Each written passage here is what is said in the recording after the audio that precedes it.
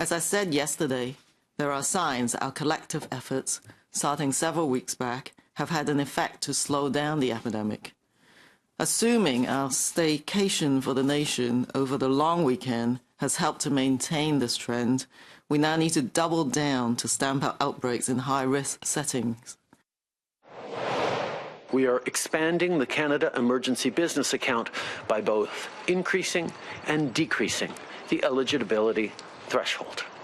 Now, businesses who spend between $20,000, who spent between $20,000 and $1.5 million in total payroll in 2019 will be eligible to receive a loan through the CEBA.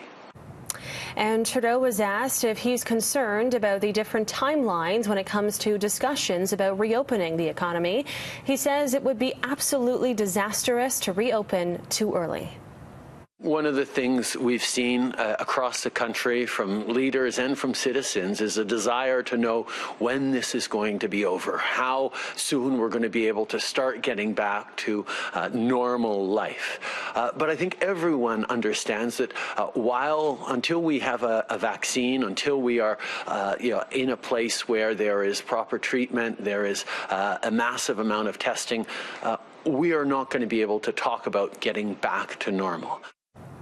BC's Premier has extended the province's state of emergency for another 2 weeks. It comes as the number of cases continues to slowly climb in BC. David Zura has this story. Stay the course. We all focus on the task at hand, and that is protecting ourselves, protecting our families, protecting our communities. The state of emergency in BC will continue for at least another 2 weeks in an effort to keep slowing the spread of COVID-19. Premier John Horgan made the announcement Wednesday afternoon while also thanking British Columbians for their continued efforts to physically distance themselves during the Easter long weekend. He did acknowledge the requests for financial assistance were mounting, but says right now the province is planning to prioritize transportation during the time of crisis. The evidence from TransLink yesterday was graphic for the public, and we need to get our heads around that, not just governments and funders, but the traveling public as well. I had a conversation again, as I do regularly, almost nightly, with Chrystia Freeland. We talked about BC Ferries, public transit, whether it be BC Transit or TransLink. But these are critical components of our economy. We cannot continue to operate even our essential services if we don't have public transportation for our nurses, our care aides, and other providers. If we can't get them to work, we will fail. Now, he did say while cheaper gas prices for drivers might be encouraging, not to expect too much of a break from ICBC. The Premier says an announcement is coming later in the week, but described savings from there to be modest. The insurance question is one that we've been grappling with since we were sworn in as a government. The extraordinary moment we're in does not change the fact that ICBC was fundamentally broken when we arrived, and we've been trying to fix it ever since. Meanwhile, for those frustrated by others traveling unnecessarily or failing to keep their distance, Horgan says he's not planning any immediate crackdowns like we've seen in other provinces like Ontario or Quebec. I saw over the weekend someone in Toronto getting a ticket for sitting on a bench with their dog. The vast majority of British Columbians support the initiatives that have been put forward, and they're acting within them. For that small group of people who are not, I think public scorn is as effective a tool as a fine or a ticket or some sort of prosecution from government. He added schools will reopen depending on the outcome of provincial modeling, the results of which are expected later this week.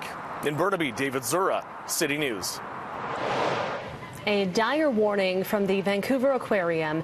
It could close for good if it does not get immediate financial support. Oceanwise, which operates the aquarium, says it's losing over $3 million a month since it was forced to close. It has applied for $9.5 million of emergency funding from the federal government, but has not heard back. Unlike any other visitors attraction, if you like, we can't just switch off the light and go home. The 70,000 animals are our true asset. It's what our visitors love. Oceanwise says it's not sure what would happen to the 70,000 animals they care for.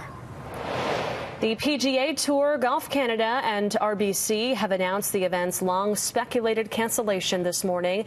The event was scheduled for June 8th to the 14th at St. George's Golf and Country Club in Toronto. The Canadian Open is the third oldest event on the PGA Tour schedule, behind the British Open and U.S. Open. The Fraser Health Authority has ordered the immediate closure of all indoor gyms and fitness facilities in the region. The order applies to weight training, gymnastics, and martial arts. It also extends to yoga and dance studios and similar facilities in the region, which extends from Burnaby to Boston Bar.